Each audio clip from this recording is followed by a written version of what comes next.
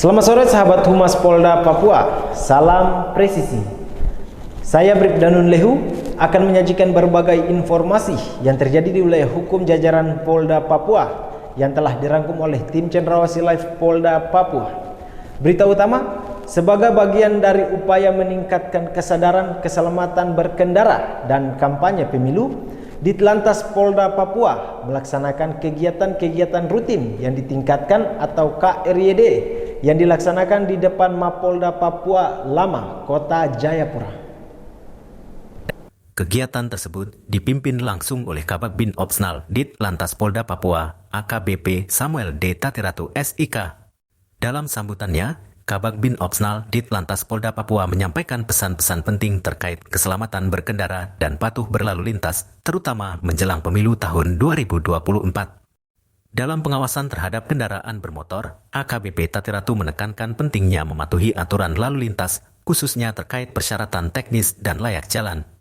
Ia juga menyoroti penggunaan knalpot racing atau brong yang melanggar Undang-Undang Nomor 22 Tahun 2009 tentang lalu lintas dan angkutan jalan.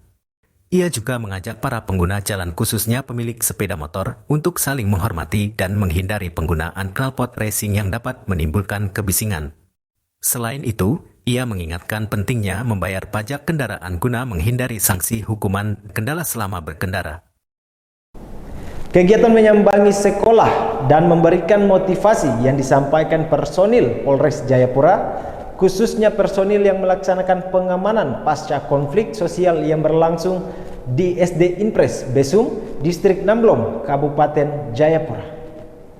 Dalam pertemuan tersebut, anggota Polres Jayapura yang tergabung dalam pos pengamanan Kampung Karya Bumi memotivasi anak-anak SD agar terus bersemangat dalam belajar dan menyampaikan kepada kepala sekolah jika ada waktu kosong atau tanpa guru dapat memanggil anggota untuk mengisi kekosongan tenaga pengajar.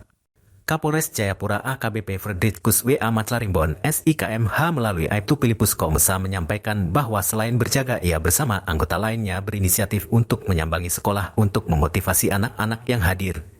Ia juga berpesan kepada kepala sekolah ataupun murid jika bertemu teman-teman sekolahnya agar disampaikan untuk masuk sekolah karena sudah kenaikan kelas dan keamanan di Besum sudah aman, namun pihaknya tetap berjaga di sana. Saya bersama tim PAM dari Polres Jayapura, tujuan kami datang untuk melaksanakan pengamanan dan kami mengambil inisiatif untuk memberi atau mengajar adik-adik kami yang ada di sekolah SD Besum, di mana kami melihat setiap pagi banyak anak-anak sekolah yang di luar sekolah. Harapan ke depan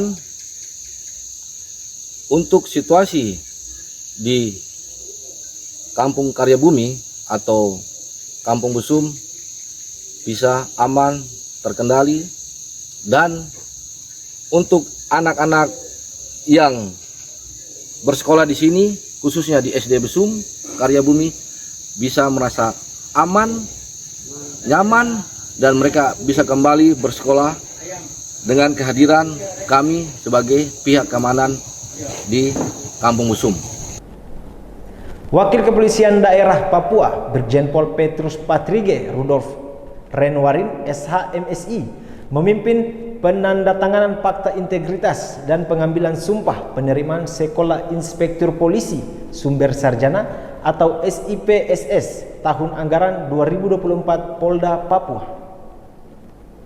Turut hadir dalam kegiatan Karo Rena Polda Papua Kombes Pol Ari Wahyu Widijananto SIK, Kabid Propam Polda Papua Kombes Pol Roy Satya Putra SIK, Kabag Watpers Biro SDM Polda Papua, AKBP Aditri Widianto SIKSH, Kasubit PI Debid Humas Polda Papua, Kompol Nurjana, SSOS, para panitia orang tua, dan para peserta seleksi sebanyak 7 orang peserta yang terdiri 4 pria dan 3 wanita. Dalam arahannya, Wakapolda Papua mengatakan fakta integritas merupakan pernyataan atau janji kepada diri sendiri terkait dengan komitmen dalam melaksanakan seluruh tugas. Tanggung jawab. wewenang dan peran sesuai dengan peraturan perundang-undangan dan kesanggupan untuk tidak melakukan korupsi, kolusi, dan nepotisme yang dituangkan ke dalam sebuah dokumen fakta integritas.